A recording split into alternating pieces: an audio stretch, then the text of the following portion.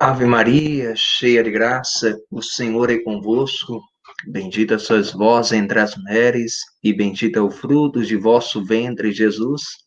Santa Maria, Mãe de Deus, rogai por nós, pecadores, agora e na hora de nossa morte. Amém.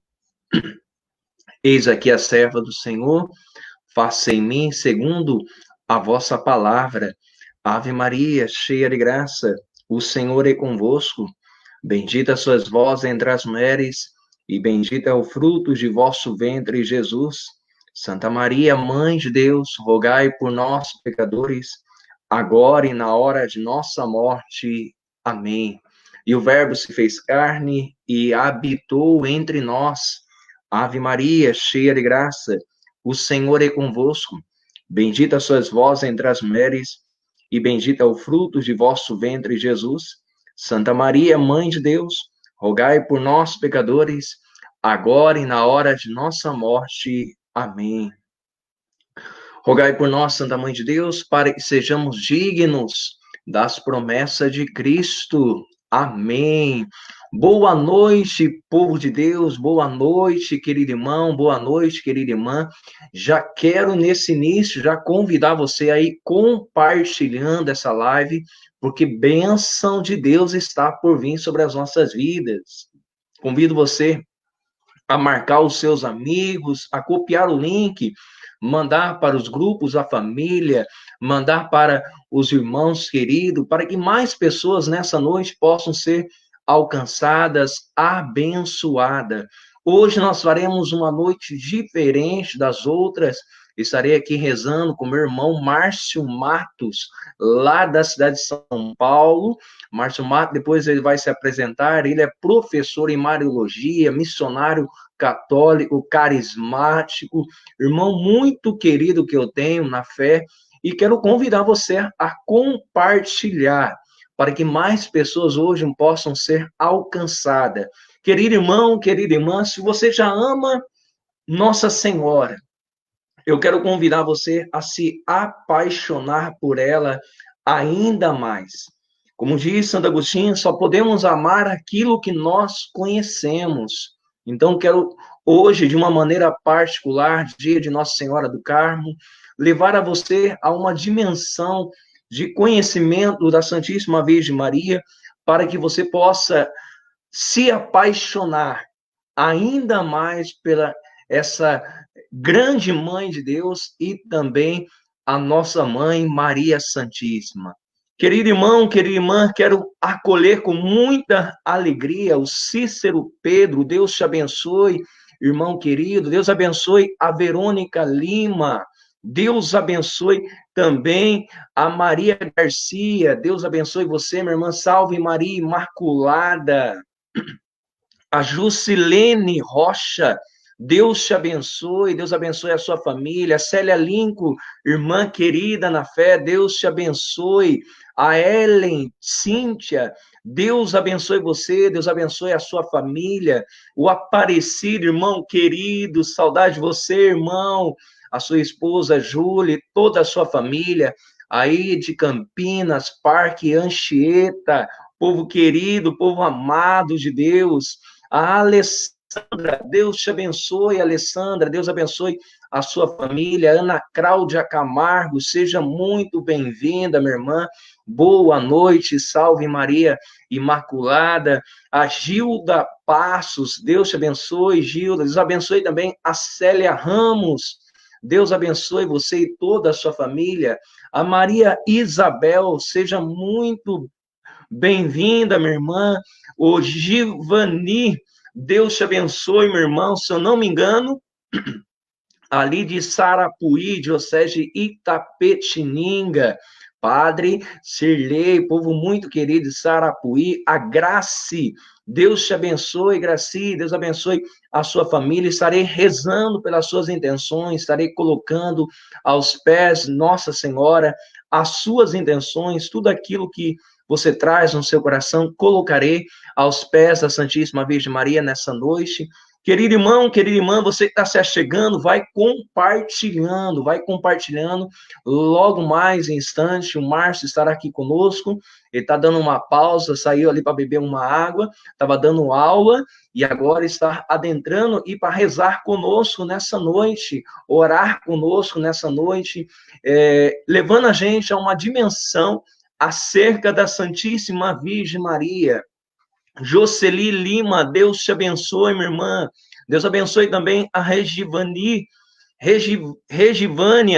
lá de Minas Gerais, ela que é de Rio Claro, Deus abençoe. Estou rezando, irmã, pelas suas intenções, estou rezando pelo seu esposo, colocando na presença da Santíssima Virgem Maria. A Beth, Deus te abençoe. A Janaína, aqui de Capão Bonito, Deus te abençoe, Janaína. Deus abençoe a sua mãe, Sueli.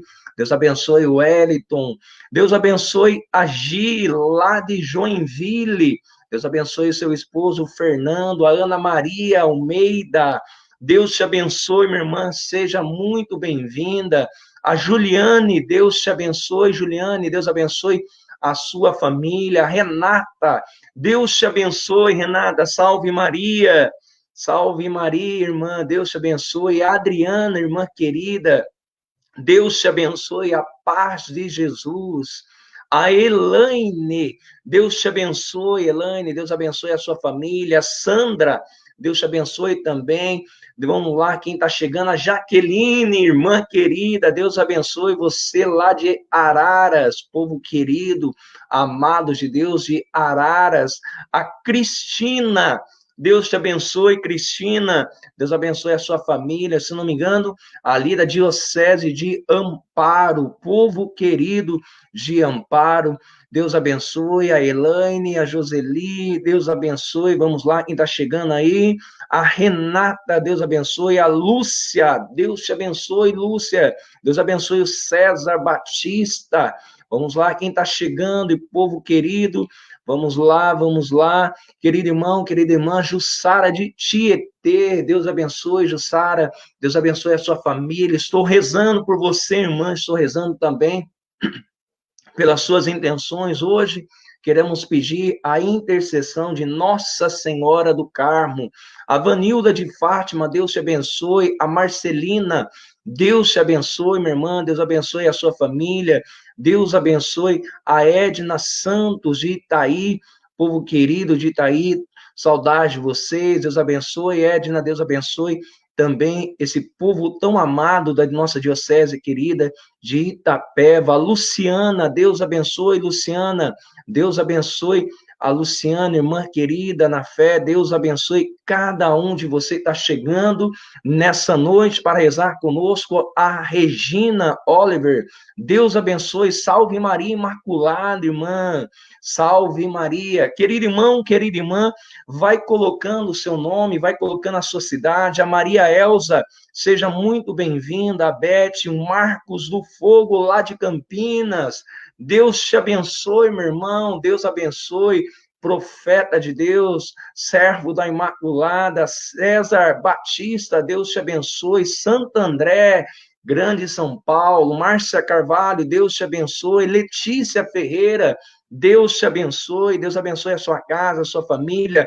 Aline, Deus te abençoe, estarei colocando, irmã, as suas intenções aos cuidados da Santíssima Virgem Maria e rezando por todos os desempregados, para que o nosso Jesus, o bom Jesus, possa abrir as portas de trabalho para você e para todo esse povo que está desempregado. Sérgio, irmão querido lá de Rio Claro, do grupo de oração Pietá, Deus abençoe. Saudade de vocês, irmãos. Ana Cláudia Machado, Deus te abençoe.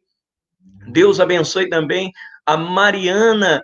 Deus abençoe, Mariana. Estarei colocando você em oração, a sua família. Ela está aqui dizendo que estou assistindo com uma miss, sim, meu celular está atrasado, tá? Nós estamos rezando por você, irmã Deinha, Deus te abençoe, Deus abençoe também a Juscelene Rocha, Deus abençoe a Francisca, lá de Campinas, Deus abençoe você e toda a sua família, Alessandra, Deus te abençoe, vai colocando o teu nome, meu irmão, minha irmã, Edna Bernardo, Deus te abençoe, Adriano, da Pastoral da Sobriedade, grande irmão querido, parceiro, Deus te abençoe, Deus abençoe o Pedro Pentecoste, profeta de Deus, servo de Deus, a Vera, irmã querida, lá de Condeúba, Bahia. Deus te abençoe, Vera. Deus abençoe o Batista. Deus abençoe essa diocese tão querida de Caetité. Deus abençoe a Rose. Deus abençoe a Márcia Bazo. Deus abençoe a Isabel de Paula. Deus abençoe a Vanessa, lá de Rolândia. Deus abençoe, irmão, irmã. Vai marcando as pessoas, vai compartilhando, porque bênçãos dos céus o Senhor tem para nós nessa noite. Enquanto o Márcio está se preparando, vamos rezando, vamos pedindo a presença do Espírito Santo de Deus sobre as nossas vidas, sobre cada um de nós essa manhã. A Marina Machado, de Capela do Alto, diocese de Itapetininga. A Sueli, Deus te abençoe, Sueli, salve Maria Imaculada. Deus abençoe a Luciano, o Sérgio, saudade de você, meu irmão. Vamos rezando, irmãos. Querido, nós estamos reunidos na graça de Deus, que é Pai, Filho e Espírito Santo. Amém. Vinde, Espírito Santo, enchei os corações dos vossos fiéis e acendei neles o fogo do vosso amor. Enviai o vosso Espírito e tudo será criado e renovareis a face da terra. Oremos.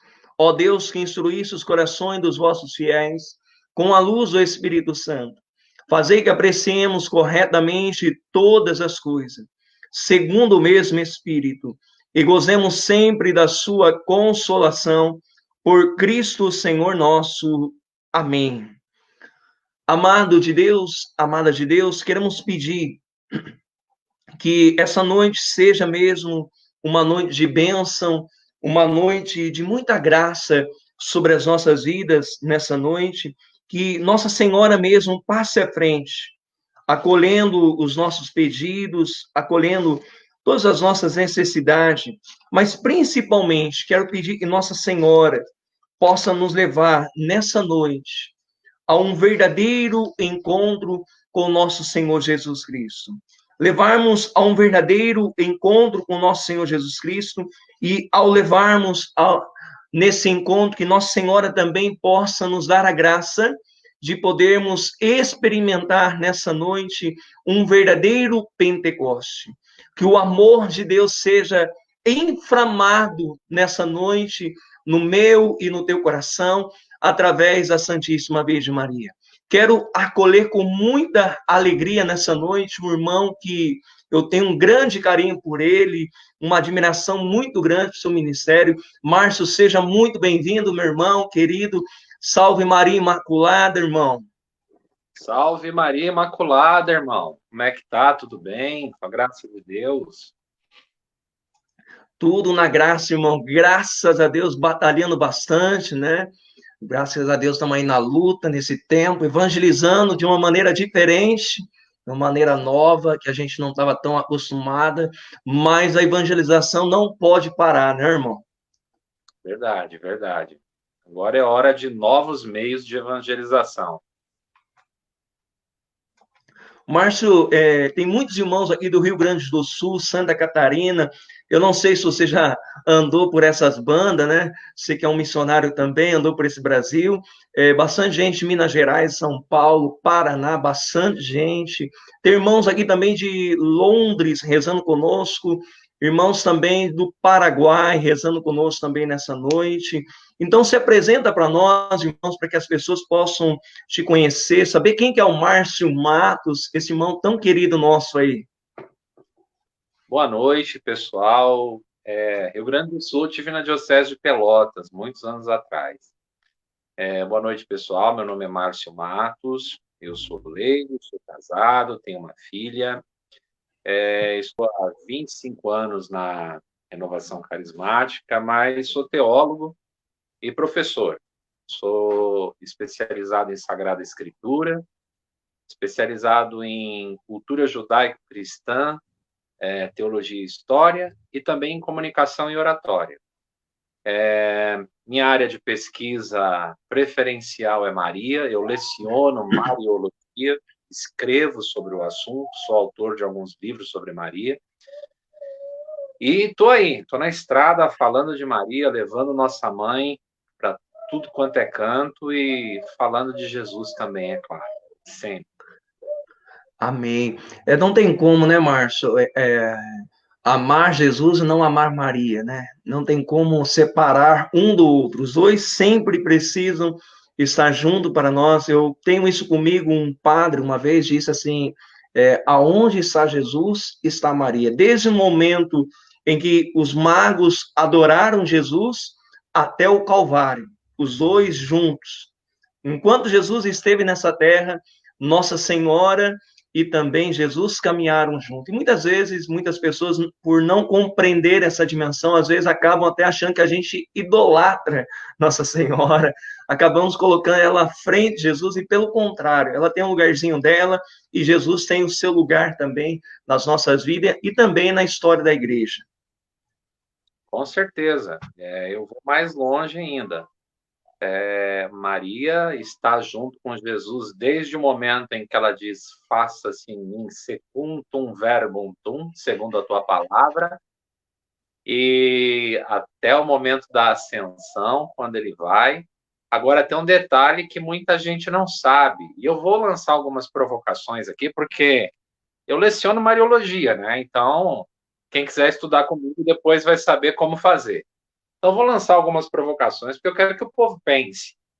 Maria, a mais nobre de todas as criaturas, a mais alta de todas as criaturas, nós católicos temos consciência de que ela é criatura, mas tem alguns detalhes que a gente deixa passar e a gente às vezes não conhece. Por exemplo, São Máximo Confessor, que é um santo muito interessante da igreja, ele afirma que Maria foi a primeira pessoa que viu Jesus ressuscitado.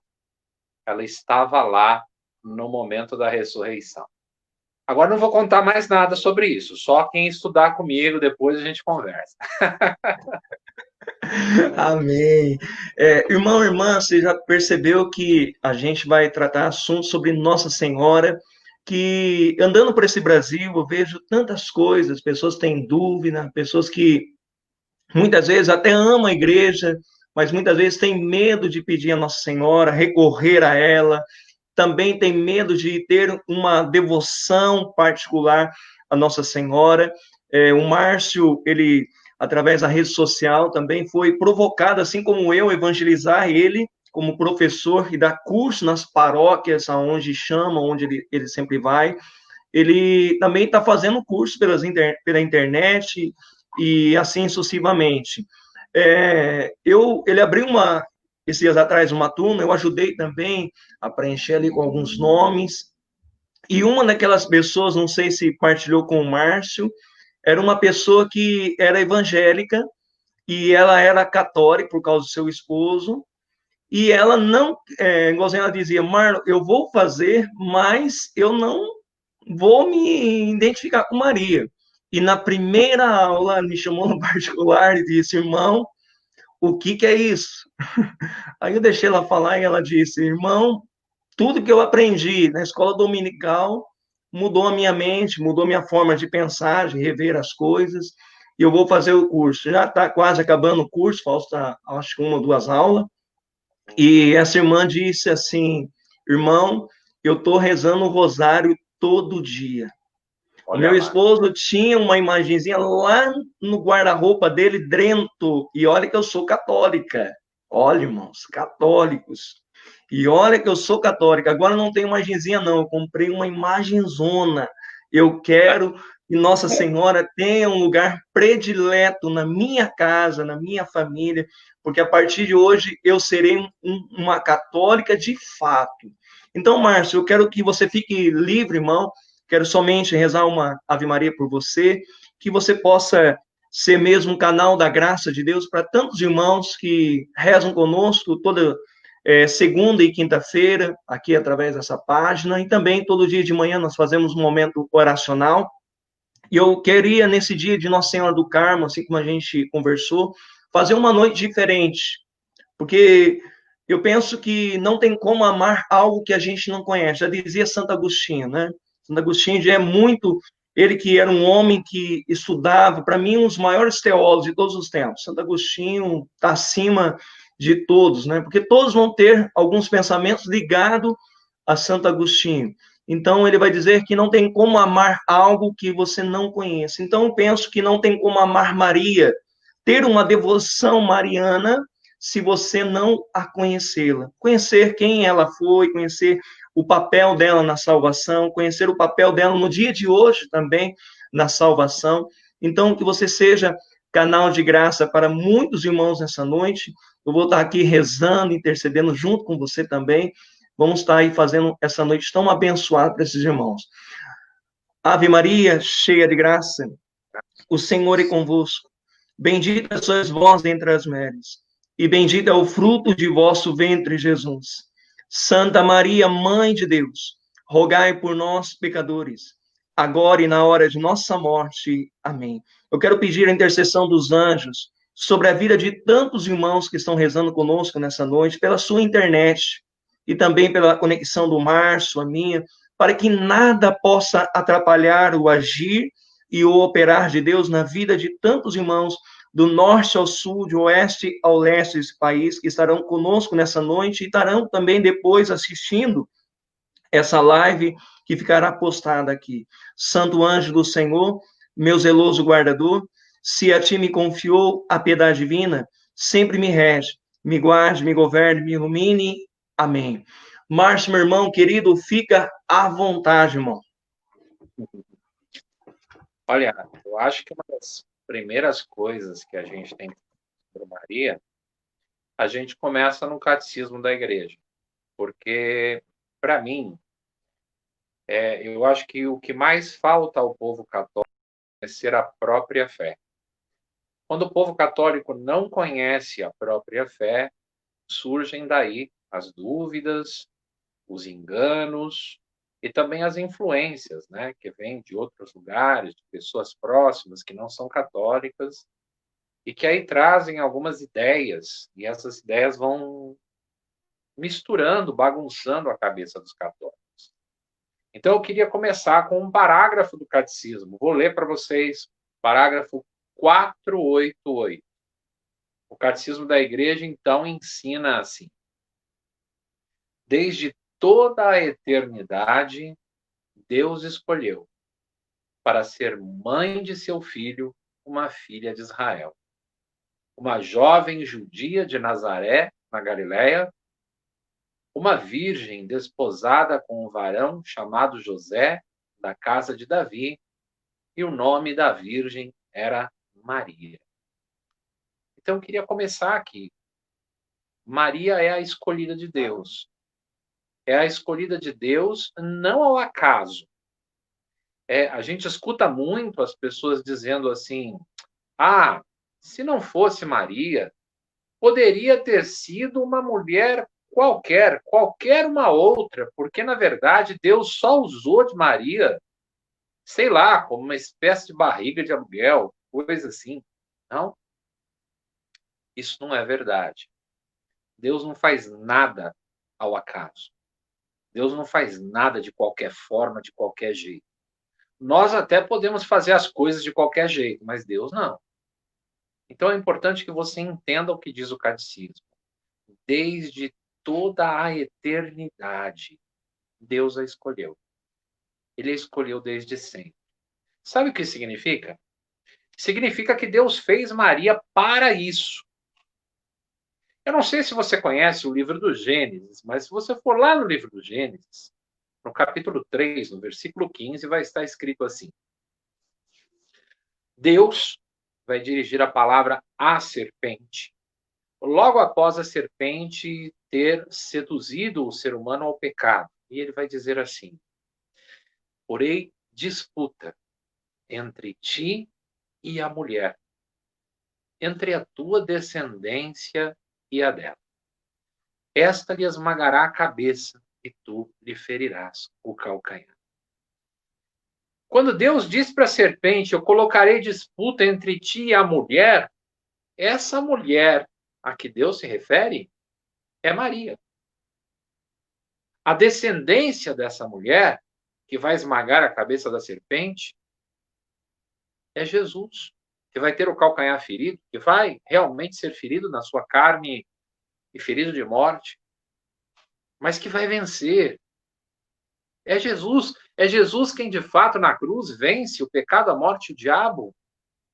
E essa mulher anunciada em Gênesis é Maria. Então aqui eu quero mostrar para vocês duas coisas. A primeira, Maria é escolhida desde toda a eternidade, conforme está o catecismo dizendo. Desde sempre foi ela. Ela é a escolhida entre todas, de todas as mulheres, de todas as gerações anteriores a ela, contemporâneas a ela e posteriores a ela. Jamais poderia ser outra mulher. Jamais. Tinha que ser ela. Embora, eu vou mais longe, tem um outro texto interessante, que é na Lumen Gentium, documento do Concílio do Vaticano II, 56-61. Quis o Pai das Misericórdias que a encarnação de Jesus, é claro, fosse precedida pela aceitação daquela, olha só, que era predestinada a ser a mãe de seu filho, para que assim, como por uma mulher contribuiu para a morte, uma mulher também contribuísse para a vida. Então, apesar de Deus escolher Maria desde toda a eternidade, ele quer contar com o sim dela. Ele quer contar com a aceitação dela, porque Deus está reescrevendo a história. A gente precisa entender que nós temos um paralelo importante que os padres da igreja, os pais da igreja, os padres da patrística vão traçar para nós. Nós temos no princípio ali uma virgem que tem um esposo, essa virgem recebe a visita de um anjo caído, que é a serpente, que lhe faz uma proposta para desobedecer a Deus. Por causa da sua incredulidade, ela desobedece a Deus e gera o pecado e a morte. Ela gerou um fruto, o pecado, a morte. Entraram no mundo. Agora nós temos uma virgem que tem um esposo que vai receber a visita de um anjo do Senhor, o anjo Gabriel, e vai ouvir uma proposta de Deus, e por sua obediência, mediante a sua fé, ela vai gerar a salvação e a vida que é Jesus. Isso não foi ao acaso. Aquilo que Deus esperava dela, ela fez. Ela correspondeu. Por volta dos 12 anos de idade, Maria corresponde à vontade de Deus e diz: faça-se em mim segundo a tua palavra. E naquele momento ela engravidou. Naquele momento Jesus entrou no seu ventre. Concebeu do Espírito Santo. Então, esta é a primeira realidade que eu quero apresentar para vocês. Maria é a escolhida do Senhor desde toda a eternidade. A segunda realidade que eu quero apresentar e destacar para vocês é que muita gente não católica gosta de dizer: ah, Maria não tem importância, quase não se fala dela na Bíblia. Bom, a Bíblia deles deve ser diferente da minha, porque a minha fala bastante de Maria, de Gênesis a Apocalipse. Não só fala de Maria, mas existem várias prefigurações de Maria e de Jesus, é claro, durante todo o Primeiro Testamento, que desembocam no Segundo Testamento, na plenitude dos tempos. Então, nós temos aí algo a considerar. Maria é alguém especial, alguém que Deus fez para isso, criou para uma missão, chamou para uma missão. Eu não sei se vocês lembram, mas o Senhor diz: eu sou profeta. A um profeta, a um mero profeta. Olha, antes que você fosse tecido no ventre da sua mãe, eu já te conhecia e te chamava pelo nome e te havia designado profeta para as nações. Olha só o Senhor dizendo a um profeta. E antes dele ser tecido no ventre da mãe, Deus já o conhecia, ou seja, Deus já tinha planejado esse profeta antes dele estar no ventre. Agora, se Deus faz isso com um profeta, a mãe do seu filho, Deus vai escolher assim à toa? O pior não é isso, o pior é ver um pregador católico dizendo assim, não, o anjo saiu por aí procurando entre as mulheres para ver se achava alguém. Como assim, filho? Você não leu o catecismo nunca na sua vida, não? Eu até entendo as pessoas que não são católicas dizer as bobagens que dizem, mas os católicos é de doer na alma, né? Eu sempre digo aos meus alunos, quando alguém chegar para você e disser assim, olha, Maria é uma mulher qualquer, Maria não tem importância alguma. Você responda assim para esta pessoa com todo o respeito. Você diga assim, mulher qualquer, é a senhora sua mãe. Porque foi a senhora sua mãe que deu à luz a um filho qualquer. Maria é especialíssima, porque ela deu à luz ao Santo dos Santos, a Jesus Cristo, nosso Senhor e nosso Rei. Então, dobre a língua para falar de Maria, tá? Dobre a língua para falar de Maria. Eu queria que vocês interagissem aqui conosco, e se quiserem perguntar, se quiserem falar qualquer coisa, se o Marlon quiser fazer aí as perguntas, eu estou aqui à disposição. Márcio, vamos fazer o seguinte: se acaso aparecer alguma pergunta aqui nos comentários, eu vou marcando, como por exemplo, esse aqui, por exemplo. A gente vai pondo aqui na tela para a gente ir abordando, a gente ir aí partilhando. Enquanto isso, irmão, vai desenrolando aí. A gente tem mais ou menos mais uns 40 minutos para a gente poder fazer bem um bate-bola aí, tá bom? Eu vou pedir a você, quando você tiver uma pergunta como essa que você pôs na tela, você leia para mim, porque eu, para ler uma letra miúda dessa, uma lente de aumento. Então, nós faz eu leio e coloco na tela, tá bom? Fica tranquilo, irmão.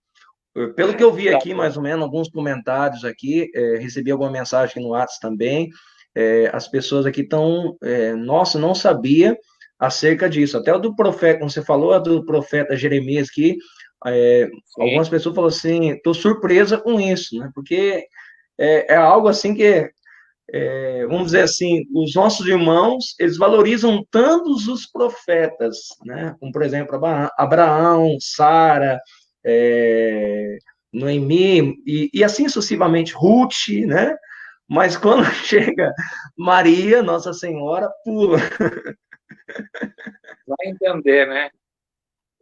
Não, o pior de tudo isso, irmão, assim, Lutero, que causou toda a divisão que causou, ele negou tudo que ele tinha para negar, mas ele morreu devoto de Maria, vai entender, né? Ele continuou acreditando em Maria, ele nunca negou Maria, não. E ele tinha um respeito muito grande por Maria.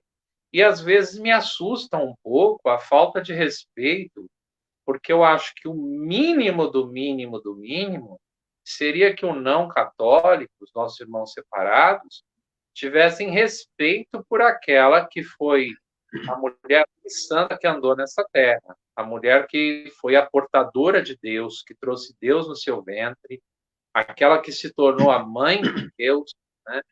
Mas aí você ouve umas bobagens assim, sem tamanho. Todas elas são sem fundamento, porque são tiradas de leituras ao pé da letra do texto, mal interpretadas, mal entendidas. Por exemplo, nessa questão de mãe de Deus, eu já ouvi alguns dizendo assim, mas ela não pode ser mãe de Deus, o princípio mais velho, Deus é mais velho, portanto, Deus veio primeiro. É óbvio que Deus veio primeiro. A igreja nunca afirmou que Maria é mãe de Deus Pai, criador de todas as coisas. A igreja nunca afirmou que Maria é deusa que gerou Deus. A igreja simplesmente afirmou que Maria é mãe de Jesus e que Jesus é Deus. Não me parece tão óbvio, sabe, que Jesus tenha duas naturezas em uma só pessoa. Mas o engraçado é que na época dessa discussão toda, tinha a heresia de Nestório, uma heresia conhecida, Nestor era um bispo católico, e esse bispo católico ele afirmava que era impossível uma mulher ser mãe de Deus. Jesus, talvez, ela era mãe só do homem, ela não era mãe de Jesus, Deus. Mas Jesus é um só, né? Ele é Deus e homem ao mesmo tempo. Ele é um só, ele não é dois. Ele é uma pessoa. E essa pessoa é Deus que se encarnou, se fez carne, se fez homem. Então, a igreja, para combater essa heresia nestoriana, ela vai primeiro afirmar que Maria é mãe de Deus, pelo óbvio, Jesus é Deus. E depois, com o concílio seguinte, a igreja vai afirmar que Jesus tem duas naturezas em uma só pessoa. Então, o que eu vejo hoje, já foi resolvido lá no quinto, no sexto século da igreja, sabe? E eu vejo gente hoje dizendo que Maria não pode ser mãe de Deus.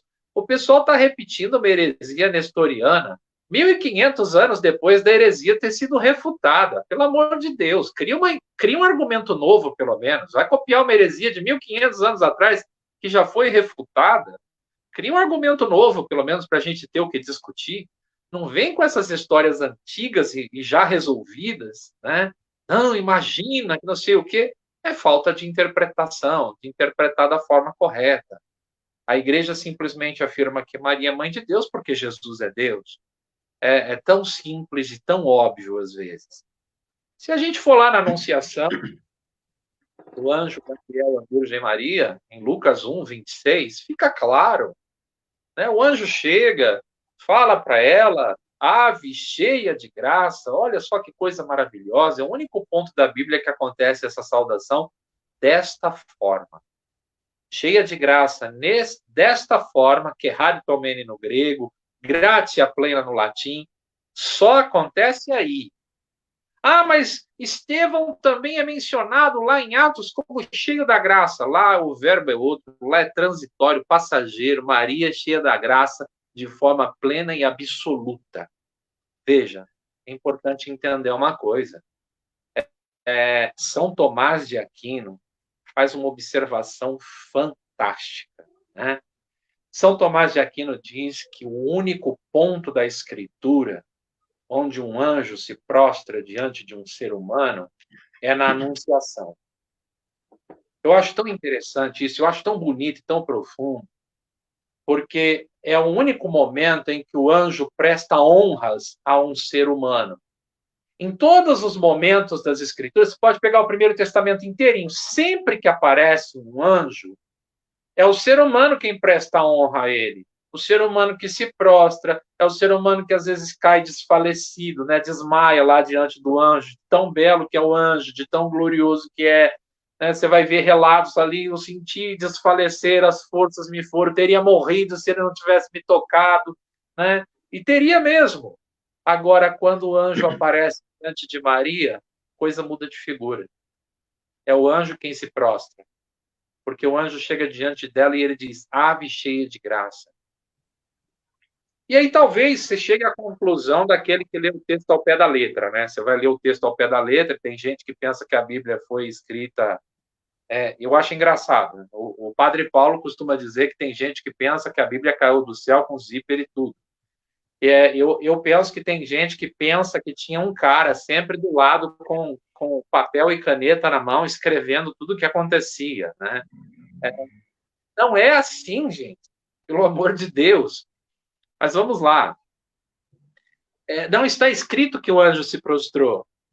Não está escrito assim, ó. E o anjo se prostrou diante de Maria. E não precisa. Não precisa. Se eu entender que prostrar-se é reconhecer-se menor, que prostrar-se é reconhecer a grandeza do outro. Quando eu me prostro diante de Deus, eu reconheço que eu sou pequeno e Ele é grande. Quando o ser humano se prostrava diante dos anjos, quando o anjo aparecia, ele reconhecia que ele era inferior ao anjo. Agora, quando o anjo Gabriel chega diante de Maria e diz para ela, ave, gratia plena, plena da graça, ele está dizendo, há mais graça em ti do que em mim, portanto, eu sou menor do que você. Isso é prostrar-se. ele se prostra, ele presta honra a Maria. Ele presta honra a Maria. E sabe por que que Gabriel presta honra a Maria? Porque ela é cheia de graça. Ela é cheia de graça. Não tem outro personagem na Bíblia. Claro, eu não quero citar aqui, comparar com Jesus. Jesus é Deus. Mas não tem outro personagem na Bíblia que escute o que Maria escutou. Além de ser cheia de graça, ela ainda ouve do anjo assim: calma, você vai ser mãe do Filho do Altíssimo. O Espírito Santo descerá sobre ti, a sombra do Altíssimo te envolverá, e aquele que vai estar no teu ventre será chamado Filho de Deus. É só isso, nada mais. Ele tem que prestar culto, sim, porque ela é a maior de todas as criaturas. Então vamos deixar uma coisa bem clara. Maria é criatura de Deus. Isso é fato. Ela não é deusa. Se ela não é deusa, eu não a adoro, porque eu só adoro a Deus. Eu a amo, eu a venero, eu a respeito, eu sou apaixonado por ela. Tá? Vou repetir o diácono Nelsinho Correia. Eu estava no Raléu, eu fui pregar depois dele, e ele falou: se falar mal de Maria perto de mim, eu lhe quebro os dentes. Então, assim, eu a amo, sou apaixonado por ela. Então, assim, não adianta discutir isso. Agora, ela é criatura. Porém, os santos da igreja vão dizer com muita clareza, vários santos vão dizer a mesma coisa: Maria é a mais alta de todas as criaturas. E o poder de intercessão que ela tem diante de Deus é maior do que todos os santos da igreja juntos. Presta atenção, católico, no que eu vou te dizer. Você tem seus santos de devoção e eu tenho os meus. Você pode pedir a intercessão deles, eu também peço. Mas quando você pede a intercessão de Maria, a intercessão de Maria é maior do que a intercessão de todos os santos da igreja juntos.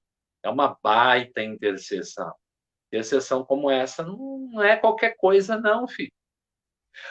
Mas aí vem aquele argumento, né? Aquele argumento bobinho, aquele argumento pequeno, aquele argumento raso, né? Não, mas está escrito, tem tanta coisa escrita que você não entende, filho. Está escrito que Jesus é o único mediador entre nós e o Pai. Ora, de fato é. A Igreja Católica nunca negou isso. Ele é o sacerdote, o sumo sacerdote definitivo. Ele é o cordeiro do sacrifício, é ele que morre na cruz, é ele que nos liga ao Pai, é ele que abre o céu para nós. Tudo isso é verdade, a igreja nunca negou isso e o católico nunca afirmou coisa diferente. Não, mas não existe outros intercessores. Opa, pera lá. Pera lá. Nós somos todos membros do corpo de Cristo. O Senhor manda que a gente reze uns pelos outros. O Senhor mandou os apóstolos saírem, expulsarem demônios, curarem os enfermos e batizarem em nome dele. Então, escuta só o que eu vou dizer. Apóstolo nenhum tinha poder. Não é o apóstolo que cura, é Jesus quem cura. Não é o apóstolo que expulsa o demônio, é em nome de Jesus que ele expulsa o demônio.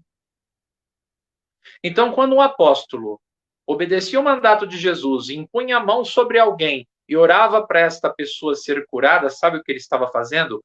Intercedendo. E quem é que curava? Jesus. Então, como que não existe intercessão? Como é que não existe intercessão? Quando ele expulsava um demônio em nome de Jesus, ele estava fazendo o quê? Intercedendo. Porque quem faz o milagre, quem opera, é Jesus. Opera pela unção que deu a eles, opera na autoridade que deu a eles, mas é Jesus quem opera. Até os não católicos, quando vão rezar uns pelos outros, quando vão impor as mãos uns nos outros, estão fazendo o quê? Intercedendo. Então não me venha com essa, né? Você fala para mim que eu não preciso da intercessão de Maria, que eu não preciso da intercessão dos santos, mas você vai orar por mim, e eu preciso da sua. Então é bom a gente entender que nós intercedemos sim uns pelos outros. E Maria é nossa intercessora, sim. A igreja tem até uma explicação muito bonita para isso. Maria é a medianeira junto a Cristo, o mediador, ou seja, ela é aquela que intercede junto a seu filho por nós, e seu filho intercede por nós ao Pai. Olha que maravilhoso. Fala, Marlon, senão eu falo sem Márcio, parar a noite inteira. é tanta coisa, mano, dá até medo de atrapalhar. Vamos falar. Irmão, bastante gente aqui, com todo o respeito dos irmãos, devido à situação que a gente está vivendo, estão pedindo oração, pedindo intercessão de Nossa Senhora, e você entrou bem nisso, que você está falando sobre a intercessão. Sim, sim. Entre todos os santos, irmãos, você já deixou isso claro, mas eu quero colocar também a hierarquia angelical, eu já sei, mas vou deixar para você, tá? Sim. Quem é, vamos dizer assim, mais próximo de Deus para a gente obter o auxílio perante Deus? Traz essa dimensão para a gente. Maria. Maria está acima dos anjos. Aí é que está. É a única criatura da face da terra que está colocada acima dos anjos, acima dessa criação angélica. Tudo é criação de Deus, homens e anjos. Só que acima dos anjos está Maria. É a mais alta, a mais nobre e a mais especial de todas as criaturas. É rainha dos anjos. Ela dá ordem aos anjos. Ela é mãe do Senhor. É só isso. Ela é mãe do Senhor. Eu acho que as pessoas às vezes têm dificuldade de entender porque elas não sabem ler a Bíblia. Entendeu? Os irmãos gostam de dizer às vezes, está escrito, não está escrito, está escrito, não está escrito, mas não adianta estar escrito se eu não souber ler. Se eu não souber interpretar o que está escrito, não adianta estar escrito. Está escrito quando o anjo Gabriel diz a Maria, teu filho vai reinar aonde? Ele vai reinar no trono de Davi, na descendência de Davi, na casa de Jacó. Olha, para quem não sabe, na descendência de Davi, como Salomão, por exemplo, filho de Davi, a rainha nunca é a esposa do rei. A rainha é sempre a mãe do rei. Salomão tinha muitas esposas, muitas, né? Aliás, isso me faz questionar, às vezes, a sabedoria de Salomão. Que o homem sábio tem uma só. Mas tudo bem.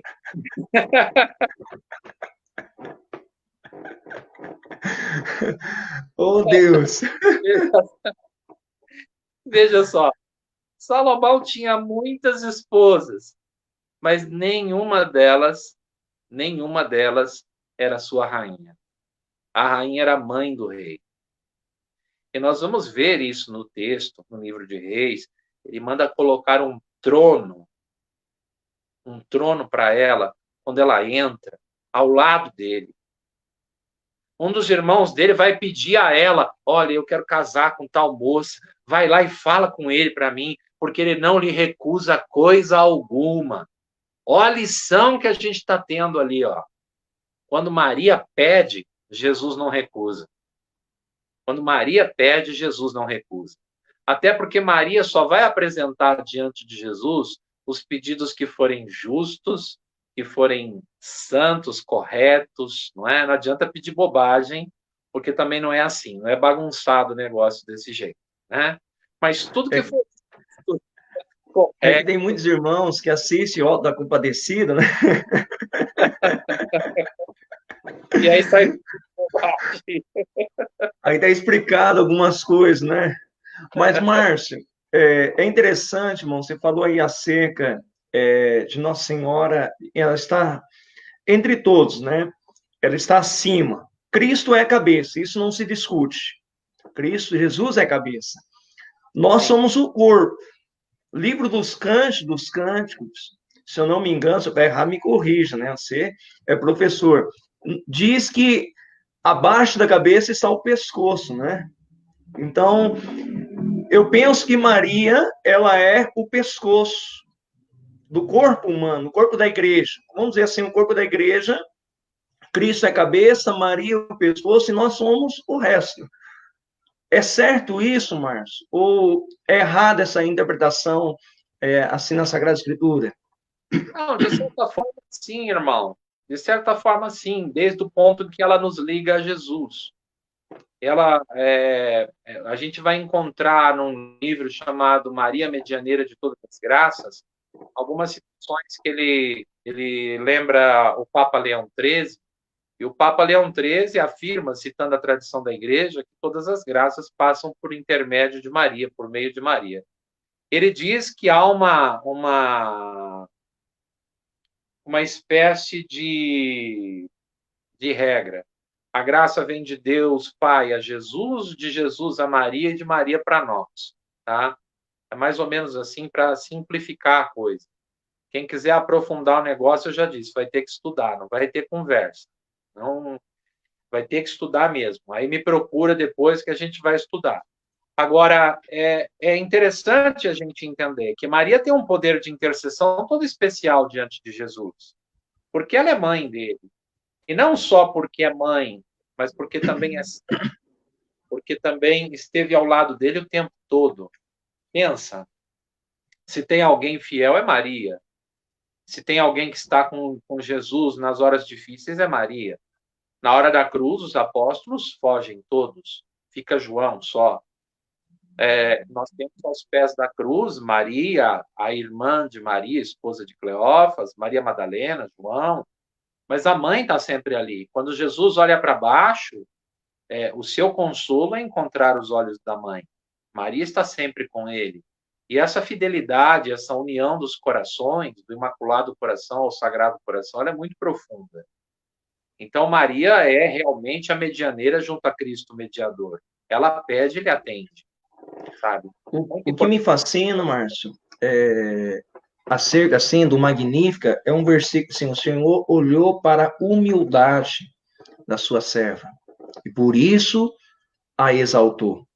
E a gente olha, por exemplo, Lucas, o Evangelho de São Mateus, quando cita, por exemplo, você falou assim, acerca de outras mulheres, irmãos de Jesus, Maria sempre ela é colocada por último. Nunca, geralmente, ela vem por primeiro. Sempre ela é por último. Até, por exemplo, no dia do cenáculo. Vai dizer que dava os apóstolos reunidos, muitos homens, mulheres, juntamente, por último, Maria. Santa Irineu, se não me engano, vai dizer isso, que ela é aquela e sempre se coloca a menor entre todas, e por isso Deus a tanto a elevou em graça e bênção. É por causa disso, podemos assim dizer, que ela, Deus a exaltou de tal modo, por tanta humildade dela, porque ela queria tudo para, dizer assim, se vangloriar, né? Deus a predestinou, Deus a preparou, ela é a nova arca da aliança, é uma coisa que muitas pessoas não sabem, né? Ela é a nova arca da aliança, a arca tem todo um preparatório, assim como foi preparado lá no Antigo Testamento, para o Novo Testamento também, Nossa Senhora, ela é preparada, preservada, sem pecado algum, imaculada e tudo mais. Podemos dizer assim, ela poderia se vangloriar, mas ela se mantém humilde. Entre todas as criaturas, ela se coloca como escrava, serva. Podemos assim dizer por isso, Márcio? Você já vê a natureza de Maria, né? A natureza de Maria na sua criação, escolhida desde sempre, cheia de graça e com certeza revestida de todos os dons necessários para cumprir tal missão. Quando você compara com a Arca da Aliança, a gente pode fazer uma comparação interessante, porque a arca era revestida de ouro por dentro e por fora, e o tampo era de ouro, era feita de madeira incorruptível. E a gente vai ter Maria pura, incorruptível, e Maria também cheia de graça, Maria repleta dos dons, repleta das virtudes, revestida não de ouro, mas de graças, de virtudes, de dons, para cumprir tal missão. Maria é especialíssima, né? Ela nem poderia ser diferente. Então, essa humildade, esse zelo, ela demonstra desde a infância. É muito interessante quando a gente estuda um pouco da infância de Maria, tanto numa tradição, eu vou citar as coisas, mas eu não vou abri-las, tá? Então, assim, fiquem com vontade, tá bom? Tanto na tradição da apresentação de Maria no templo, que é uma tradição bonita, que fala um pouco da infância de Maria, como para aqueles que estudam comigo no aprofundamento em Mariologia, e eu falo de Maria no Islã. Aí o islamismo aborda também um pouco da infância de Maria, e é bem legal, porque tudo isso junto demonstra como Maria é especial, como ela é humilde, como ela é dócil, como ela é a nova Eva, né? Aquela que o Senhor realmente escolheu. Citando aqui ainda a patrística, Santo Irineu diz assim: Maria, obedecendo, se fez causa de salvação tanto para si como para todo o gênero humano. E ainda diz: o nó da desobediência de Eva foi desfeito pela obediência de Maria. O que a Virgem Eva ligou pela incredulidade, a Virgem Maria desligou pela fé. Então, nós temos todo um contexto onde, quando Deus cria o ser humano, ele cria o ser humano repleto da sua graça, ele cria o ser humano sem pecado, ele cria o ser humano imortal. O ser humano tem tudo, mas o ser humano troca tudo por um pecado tolo. E o pecado tolo do ser humano é querer ser como Deus. Esta foi a grande tentação, né?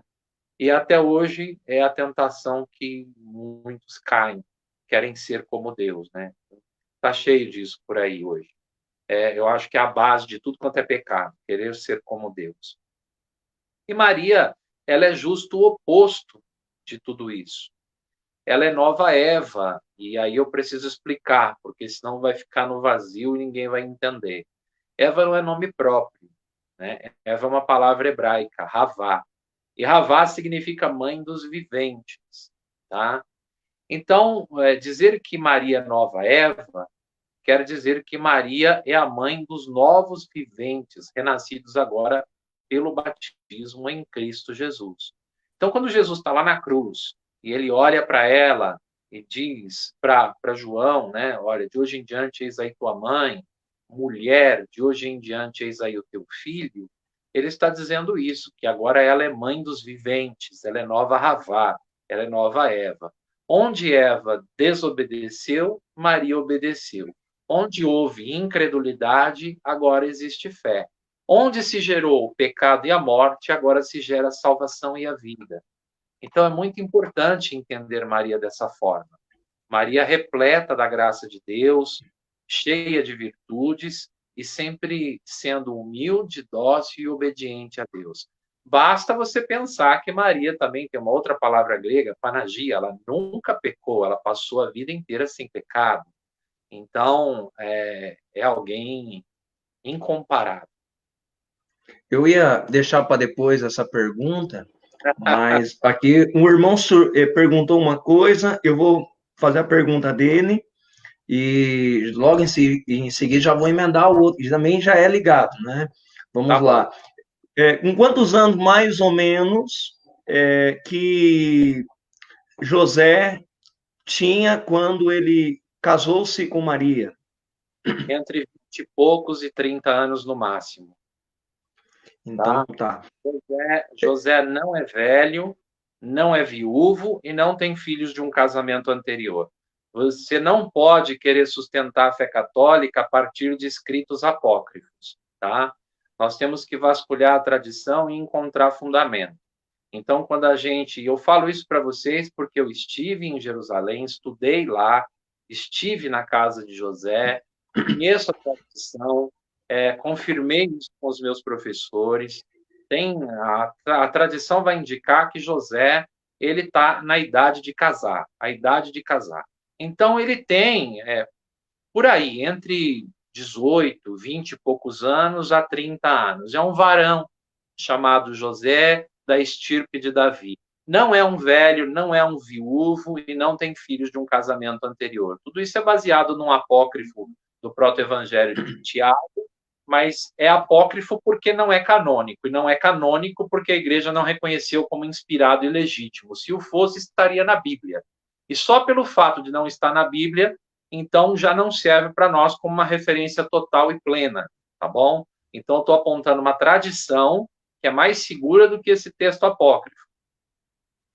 É porque tem muitas pessoas, Márcio, infelizmente, até alguns pregadores, que usam os livros apócrifos como verdade absoluta. E ao meu modo de ver, é um erro gigantesco, porque você vai trazer uma coisa que a igreja não diz aquilo como verdade.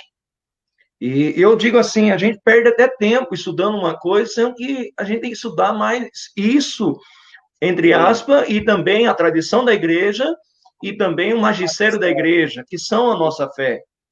Sim, E sim. aí a gente vai conseguir trazer uma verdade plena e uma verdade absoluta para as pessoas. E assim como diz o próprio João 8, como muitos irmãos dizem, para aí conhecereis a verdade vos libertará, né?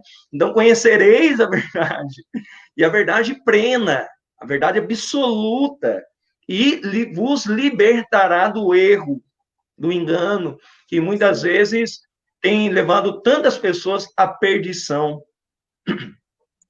É triste, irmão, porque nós encontramos pregadores, eu nem chamaria de pregadores, né? Mas não tem outro nome para chamar. É... Tem sim, mas eu não vou usar. Melhor não. A gente encontra alguns pregadores aí fazendo coisas absurdas, né? Usam texto apócrifo como se fosse inspirado e legítimo, ou supõem coisas da própria cabeça, ou usam coisas sem nenhum fundamento e, e saem por aí dizendo aquilo que quer, né? O povo inocente que está sentado ali na Assembleia normalmente tende a acreditar naquele que está lá na frente falando no microfone.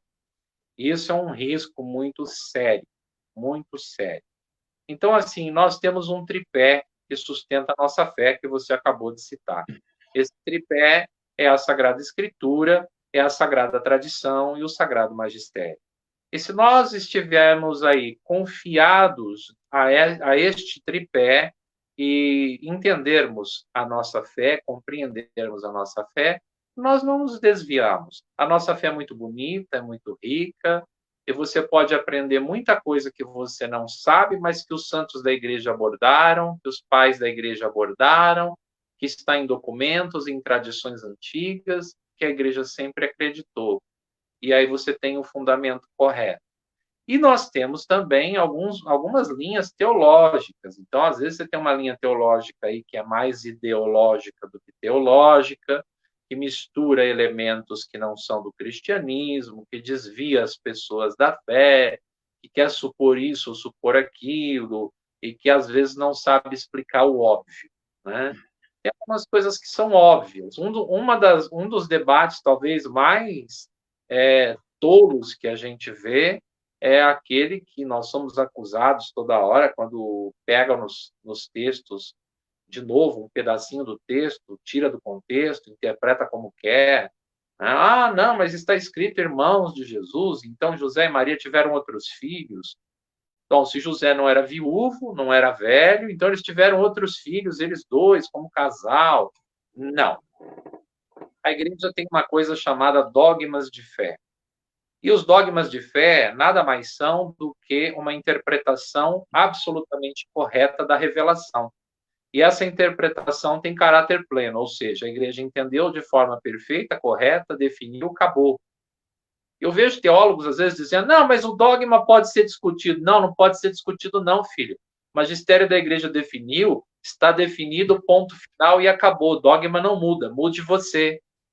Faça como Santo Agostinho dizia, é melhor errar com a igreja do que acertar sem ela. Então, não queira você agora mudar 2000 anos de tradição e descobrir, olha, eu sou o teólogo, agora eu quero mudar os dogmas de fé e toda a teologia da igreja. 2000 anos, todo mundo errou, os santos, os padres da igreja, só eu estou certo. Ah, tem a dó, né? O nome disso é vaidade. Agora, vamos lá. Maria não tem outros filhos. Tem uma explicação bem simples, até Lutero sabia disso. Lutero mesmo vai dizer num dos seus textos, tem uns escritos dele aqui, ele vai dizer, olha, eu creio naquilo que os católicos dizem. No hebraico e no aramaico não existe essa distinção de parentesco. Toda a família, todos os parentes próximos são chamados irmãos entre eles. Inúmeros textos bíblicos do Primeiro Testamento, nos originais, vão estar escritos assim. A palavra "ach" no hebraico significa irmão. Você vai ver Abraão chamando seu sobrinho Ló de irmão no hebraico, mas é sobrinho. Você vai ver Jacó chamando seu tio Labão de irmão, mas é tio. E, não, mas o Novo Testamento está no grego, mas quando foi traduzido aí, ele foi traduzido na mentalidade hebraica e na cultura hebraica, e o contexto é o mesmo. Mas tua mãe e teus irmãos estão lá fora. Gente, tem dó.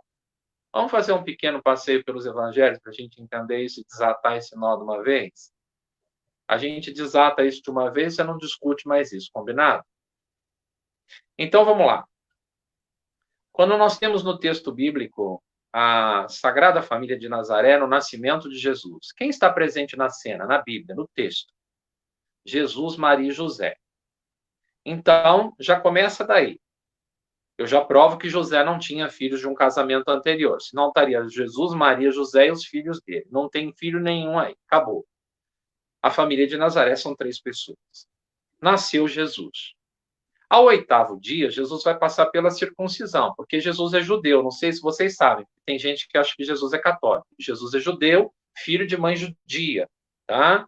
Vamos lá, vamos situar as coisas, senão a gente começa a bagunçar com tudo. Jesus é judeu, ele vai passar pela circuncisão ao 8º dia, vai ser apresentado lá no templo. Lembra, eles vão ouvir uma profecia, o profeta vai pegar o Messias nas mãos, o Messias nas mãos vai olhar para ele, vai falar, meus olhos viram a salvação. A Maria vai ouvir, olha, uma espada de dor vai transpassar o seu ser. Em toda a cena, a família de Nazaré descrita, quem é? Jesus, Maria e José. A gente salta do 8º dia aos 12 anos. 12 anos, Jesus vai fazer bar mitzvah, vai se tornar homem. No judaísmo é assim. Ele vai assumir agora a sua responsabilidade perante a lei de Deus, perante a Torá. Então vai a Jerusalém para a festividade, para fazer bar mitzvah, que é comum se fazer em Jerusalém. Hoje aos 13 anos, na época de Jesus aos 12. E naquele momento, toda a cena descrita descreve de novo Jesus, Maria e José. Mas eles perdem Jesus e voltam. Sim, os homens viajavam separados das mulheres, a caravana se encontrou num dado momento, José falou, o menino não está com você? Maria falou, não, achei que ele estava com você. Aí eles voltam para buscar, porque descobriram que esqueceram o menino em Jerusalém. E quando lá chegam, se espantam porque ele está discutindo com os doutores da lei. Não pelo fato dele estar discutindo, porque qualquer menino aos 12 anos tem voz na sinagoga, ele pode ler a palavra, a Torá, e pode discutir com os doutores da lei, mas se espantam pela sabedoria dele. É aí que está o X da questão. Enfim, de novo, a Sagrada Família é Jesus, Maria e José. José morre em algum momento entre esta passagem e a crucificação. Não se sabe ao certo quando. A tradição fala da morte de José, que ele morre no colo de Maria e nos braços de Jesus. É uma morte belíssima, mas eu não vou contar isso para vocês hoje. Eu estou deixando algumas coisas para dar um gosto, né, de curiosidade, para você falar assim, pô, eu quero aprender esse negócio todo, como é que eu faço? Então, depois a gente fala sobre isso. Quando nós chegamos na cruz, nós temos, então, Jesus na cruz, José não está porque morreu, irmão não tem porque Maria só tem Jesus como filho, e em João, por exemplo, está descrito, estavam aos pés da cruz Maria, sua irmã, né? Maria, a sua mãe, aí vai estar sua mãe Maria, Maria, sua irmã, esposa de Cleófas, e Maria Madalena. Quer dizer que tem uma irmã de Maria que está ali aos pés da cruz, junto com Maria. Irmã de Maria é o que de Jesus? Tia. Aí nós vamos nomear ela e Cleófas, né? Eles têm 4 filhos, Tiago, José, Judas e Simão. Esses 4 filhos são o que de Jesus? Primos. Olha, nós descobrimos que Jesus tem parentes. Sabe quem eles são? Tua mãe e teus irmãos estão aí fora. São os parentes de Jesus. Vamos ao mais óbvio, de tudo para matar essa questão e ninguém discutir mais e dormir em paz à noite, pensando, Maria só teve Jesus. Veja, Jesus, do alto da cruz, olha para João, seu discípulo amado, seu amigo, e diz para ele, olha, de hoje em diante, eis aí tua mãe. Mulher, de hoje em diante, eis aí teu filho. E o texto segue dizendo, daquele dia em diante, João a tomou e a levou para sua casa e cuidou dela. Por que João cuidou de Maria se Jesus tinha irmãos? É óbvio, Jesus não tinha irmãos. E não tendo irmãos, ele sabia que na época dele, o único destino de uma viúva que não tivesse nenhum filho para cuidar dela era mendigar o pão pelas ruas. Eu quero lembrar uma outra passagem bíblica para vocês entenderem da forma correta. Jesus, certa vez, encontra um cortejo que está indo enterrar o corpo de um jovem. Preste atenção. Tomado de compaixão da viúva, ele para o cortejo e ressuscita o jovem. A compaixão não é do jovem morto. A compaixão é da viúva. Por que Jesus ressuscitou aquele jovem, o filho da viúva de Naim? Porque ela precisava do filho para cuidar dela e sustentá-la na velhice. Agora Jesus está na cruz, está morrendo, seu pai já morreu, sua mãe é viúva, não tem nenhum outro filho, ele vai deixar sua mãe sozinha? Não, ele coloca ela sob os cuidados de João. Qual é a dúvida?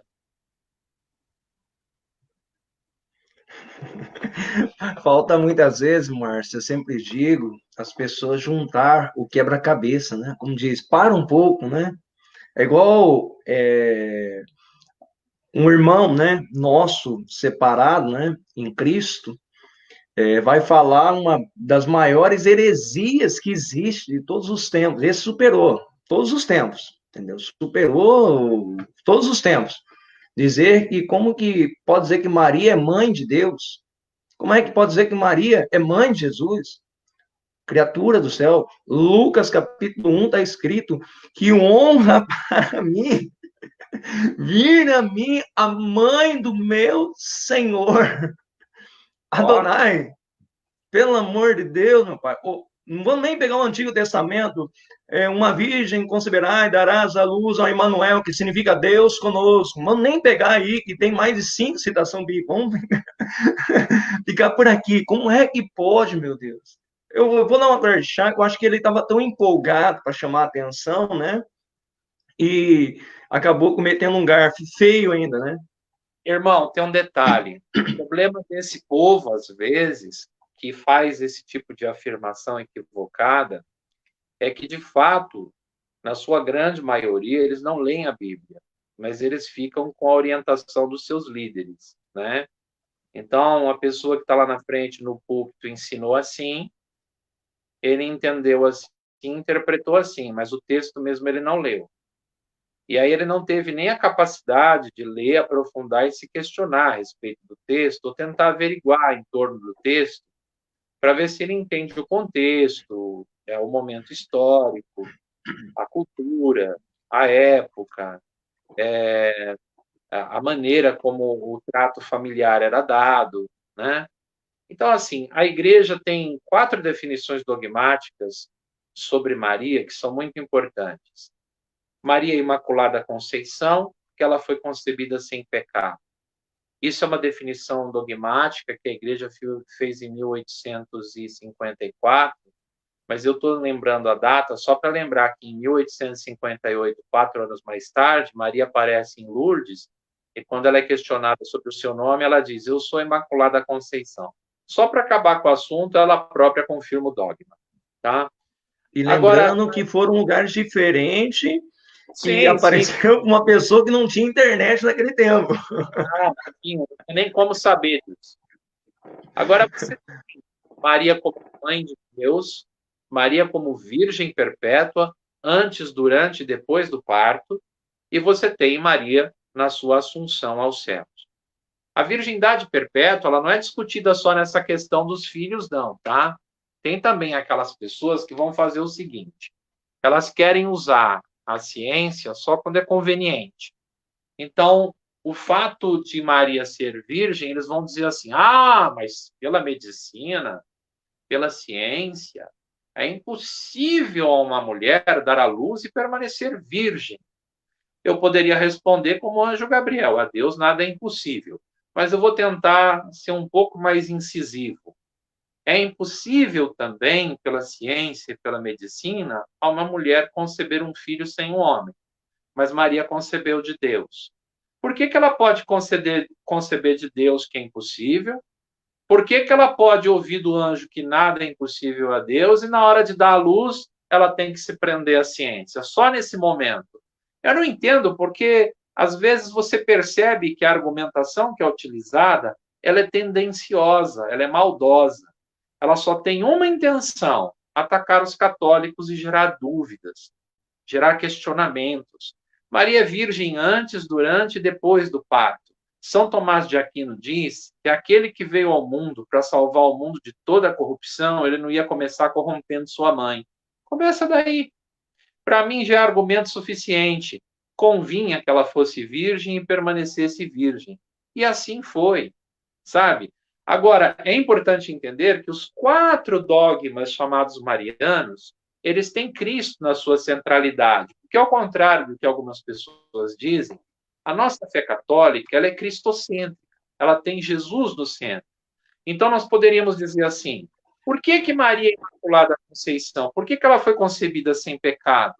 Por que ela tem que ser pura? Ora, porque ela vai carregar no ventre o Santo dos Santos e ele é puro. Então, é por causa de Jesus. Ah, por que Maria é mãe de Deus? Porque Jesus é Deus. Então, é por causa de Jesus. Ah, por que Maria é virgem perpétua? Ora, porque aquele que vem ao mundo para salvar o mundo de toda corrupção não vai corromper sua mãe. É simples, ele precisa de alguém que seja santa, pura, imaculada e permanentemente santa. Mas por que ela foi assunta aos céus? Porque ela foi dócil, obediente, e ela é mãe de Deus, ela é Imaculada Conceição e ela é virgem perpétua, cheia de graça. E o seu corpo não poderia ser consumido, corrompido pela terra. Se até santo que é santo, que em algum momento da vida pecou, consegue determinada graça de ter corpos incorruptos, imagina Nossa Senhora, né, meu filho? Nossa Senhora, é um negócio fantástico, não tem nem comparação. Aliás, eu quero fazer uma observação bem interessante, usando o Padre Quevedo, que muita gente não gosta, mas ele tinha muita inteligência. E às vezes as pessoas não se atentam a muita coisa que ele fez, porque a mídia fez uma caricatura dele. A mídia transformou o padre numa caricatura e zombou dele muitas vezes e ele não percebeu que ele estava sendo usado como uma zombaria contra a igreja. Mas Padre Quevedo, ele disse certa vez o seguinte, vejamos assim, Deus, ele só faz milagres como uma forma de assinatura na sua obra. Então ele vai dizer assim, todo autor assina a sua obra. Então se o cara faz uma escultura, ele assina. Se ele faz um quadro, ele assina. Se ele escreve um livro, ele assina. Deus criou tudo que existe. E ele assinou a sua obra. Ele assinou a sua obra, a sua igreja. A sua igreja, que é única, ele assinou. Porque somente na igreja católica existem milagres. Preste atenção no que eu vou dizer, hein? Eu estou citando o Padre Quevedo. Somente na igreja católica existem milagres. Não, mas eu conheço um fulano que não é católico, que ele foi lá e oraram por ele, ele foi curado. Isso é cura. Eu estou falando de milagre. Eu estou falando do milagre eucarístico de Lanciano, onde o pão se torna carne e o vinho se torna sangue, passa 1.300 anos exposto aos agentes biológicos e aos agentes atmosféricos e não apodrece, e quando é examinado, os médicos assustados dizem, e o verbo se fez carne e habitou entre nós. Eu estou falando de Guadalupe, uma pintura que é feita, que foi estudada até pela NASA, que não consegue explicar como foi feita, porque não tem explicação, porque é milagre. E eu estou falando principalmente, eu estou citando o Padre Quevedo, hein? Eu estou falando principalmente dos santos incorruptos. Morre, fica por séculos, às vezes, enterrado, quando o hábito está inteiro. Parece que está dormindo e ainda tem cheiro de rosas. Me aponta um corpo incorrupto que não seja na Igreja Católica. Me aponta um milagre desses que não seja na Igreja Católica. Deus assina a sua obra. Deus faz milagres para dizer, essa é minha igreja. É interessante que o Padre Quevedo, né, eu gostava muito dele, embora muitos não compreendiam, né, porque era um homem muito sábio, muito entendido e questionador. Por eu ser também, quem sabe, uma pessoa questionada, né, para quem não sabe, eu questiono muito o Márcio, pergunto as coisas para ele, ouço muitas barbaridades para ele, que a gente anda, as pessoas perguntam, eu falo, vou perguntar para quem sabe. A gente pergunta para alguns padres e falo, vou perguntar para o Márcio também para ver se junta as informações, se não há. E quando as informações não é muito junta, eu questiono ele, questiono os padres também que eu conheço, também que são exegetas bíblicos, para poder chegar num ponto para a gente poder informar aquilo que a igreja diz, não aquilo que o Marno pensa. O que o Marno está falando para a gente não é aquilo que ele pensa, é aquilo que a igreja diz há 2000 anos. E o Padre Quevedo, ele diz que Deus não assina a sua obra assim na criação, dizer assim, na água, na árvore, no ser humano. Ele assina atestando na igreja, dizendo que aqui realmente está o centro de toda bênção, salvação que uma alma precisa. Como diz um dos maiores homens, mais inteligentes de todos os tempos, Bento, o Papa Emérito, né? Que a igreja contém tudo que uma alma precisa para a salvação.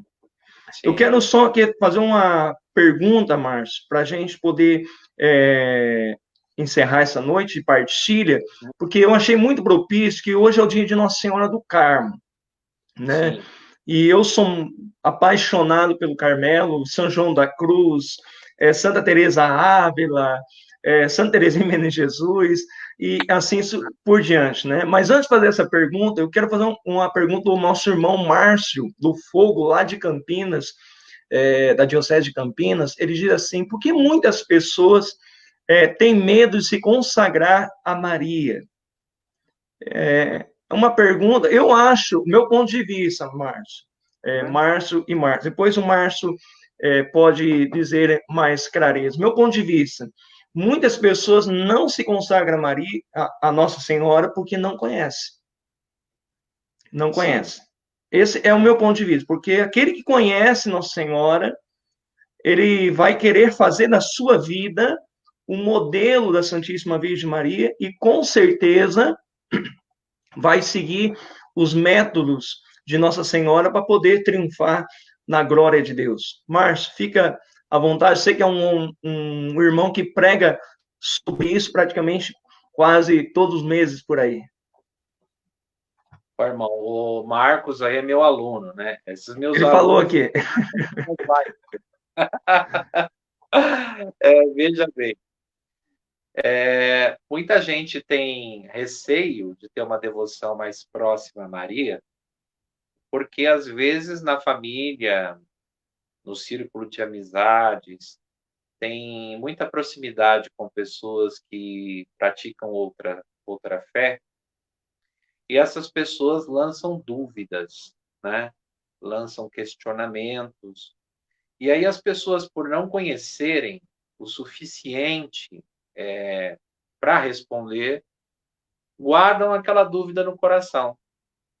Então, você vai ver muitos católicos, eu sou católico, mas eu não sou muito assim com Nossa Senhora. Como é que você é católico, filho?